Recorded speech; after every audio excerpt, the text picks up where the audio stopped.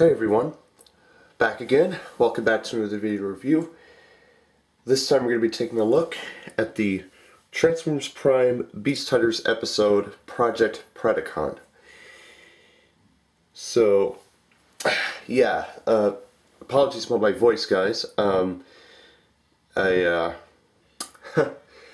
very busy today with my voice, shall we say. It's been had a lot of pretty talkative conversations with a few people here and there, so apologies. It'll get better as the video progresses. So anyways, so the episode pretty much starts off with Agent Fowler arriving at the base in this pretty awesome military truck described as an experimental fighting vehicle, and Optimus pretty much scans it. He really likes the vehicle, and of course we all know that's the alternate mode for the toy of Beast Hunters Prime. So next, Ultra Magnus and Wheeljack pretty much returned. They pretty much were scavenger hunting at the Autobot base for anything useful from the remains, and they find hardly anything. And then Wheeljack pretty much throws a lobbying ball at Bulkhead, and it almost kills Miko, which pretty much pisses off Ultra Magnus. So Magnus just gives him a sort of an ultimatum, and that pretty much upsets Wheeljack. So that pretty much ends it right there. So So Optimus is pretty much elsewhere. He's just flying over, just testing out his new jetpack to investigate some Decepticon activity. So he arrives at a mountain entrance and pretty much investigates, see what's going on. Miko kind of wishes that everyone had jetpacks. Ratchet states the Forge of Solus Prime has been completely drained from all its power. Smokescreen arrives with a new paint scheme, which is pretty much much like his Legion class, or not Legion class, his mini Cyberverse Legends class cells, which is kind of pretty cool. I like it. Ultra Magnus gives him a task to do, which pretty much upsets Smokescreen. Smokescreen kind of says something about a Prime, and Ratchet overhears it and kind of clarifies with it.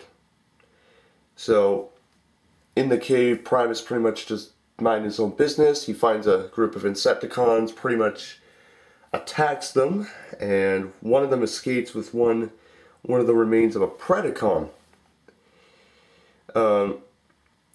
So Optimus returns to the base, the temporary base, with the rest of the fossil, and the Predacons pretty much are supposed to be extinct according to Smokescreen, but since before most life began at Cybertron, which was kind of weird. And they determine that Shockwave is planning to clone several more of the Predacons, much like he did with Predaking. And speaking of Predacon, I'll get to something at the end of the video. So, Starscream pretty much is kind of shocked by the outcome of the discovery. Megatron states that it belongs to an army of clones that he had commissioned during the war, and they were sent to Earth, kill the Autobots, gather Energon, and they were to remain until succumbing to the ravages of time. So, and Shockwave confirms that he could pretty much clone the remains of the Predacons from these deceased organisms. So, Ratchet pretty much shows some historic background to the children on the Predacons, and Jack points out that he that they're robotic versions of Earth's mythology, and the Predacons were pretty much like the inspiration. So Ratchet pretty much hopes to replenish the energons, the synthetic energon stores when they were lost, when the base was destroyed. So as he's doing that, Fowler reports that there are several Decepticon sightings in both Texas and Scotland, out of all places, which is kind of weird. So Prime pretty much assigns Magnus, along with Bulkhead and Wheeljack, to Scotland, and Magnus, of course, wielding the Fortis Solus Prime, much like his toy counterpart does. And of course, Prime himself, Bumblebee, and Smokescreen goes to Texas, specifically an oil refinery. So Smokescreen asks Bumblebee along the way if he ever wanted to be a Prime, and Bumblebee pretty much responds with a bunch of his old usual bleeps and bloops and all that. And the conversation's interrupted by a squad of Vehicons. They pretty much take care of them. One of them gets killed by one of the oil rigs, which is kind of funny. And then they meet Shockwave, and they pretty much have a battle. A Prime pretty much shows up and attacks him. Shockwave actually finds another Predacon fossil, and then Soundwave and Laserbeak arrive, and they pretty much have an air fight. Optimus pretty much shoots down Soundwave. Laserbeak flies on top of Optimus, delivers an electrical shock. Prime pretty much flies to the ground, and then Bumblebee and Smokescreen and Shockwave fight over the Predacon fossil. It pretty much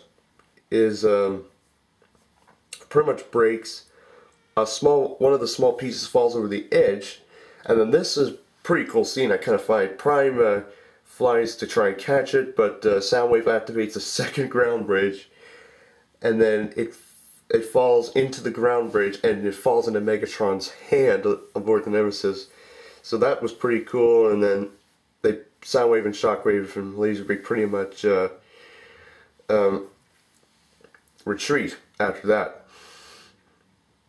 So at the end on the Nemesis, Megatron decides that Shockwave is much too valuable to Project Predacon, as the episode title would imply, just so he wouldn't get destroyed. And of course, Megatron knew he perished once upon a time. So Shockwave agrees to confine himself to his lab, lead the risk of the task of collecting the bones to Starscream, and Megatron notes how anxious he is to set his army of beasts on humankind. So that's the end of the episode. Overall, I thought it was a pretty interesting episode. I felt it was a little silent, like, near the end, but other than that, it was a pretty cool episode. It was kind of cool to see Prime in his new vehicle mode, him flying. It was just amazing. So we will probably see a whole lot of that, and also a new intro for this episode. Pretty advanced. I like it. It's pretty much it's pretty much the original intro, but with some Beast Hunters elements added into it, and I really like that. So anyways, that was really one of the highlights of the episode, the intro. So anyways, overall, I would highly recommend you suggest watching this episode. Pretty cool, not too bad. And other than that, that's pretty much all I have to say. So that is my video review of the Transformers Prime Beast Hunters episode, Project Predacon. I will see you all very soon. I'll be back as soon as possible with my next video, and yeah, so take care, see you soon. Have a great day, and I'll catch you all later. Bye-bye.